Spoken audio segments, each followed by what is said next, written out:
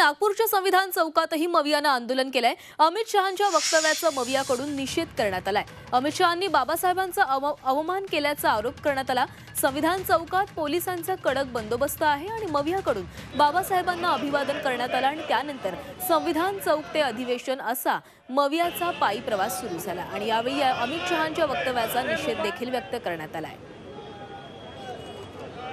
अरे मोबाईल आहे ताई आहे आणि त्यांनी संविधानाच्या माध्यमातून या देशाला माणुसकी दिलेली आहे। या देशाला समानतेचा, बंधुभावाचा, स्वातंत्र्याचा संदेश दिला आहे।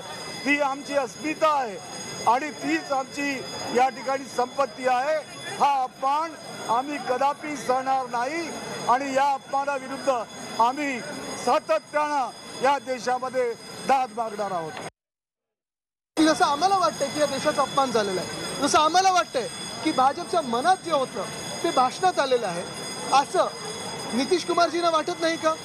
असं चंद्रबाबूजींना वाटत नाही का? असं रामदास आठवलेजींना वाटत नाही का?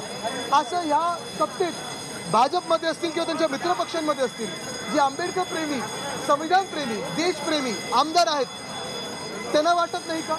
जर त्यांना वाटत असेल तर त्यांनी देखील आमच्यासोबत सामील व्हायला पाहिजे आणि रस्त्यावर उतरून आंदोलन केलं पाहिजे।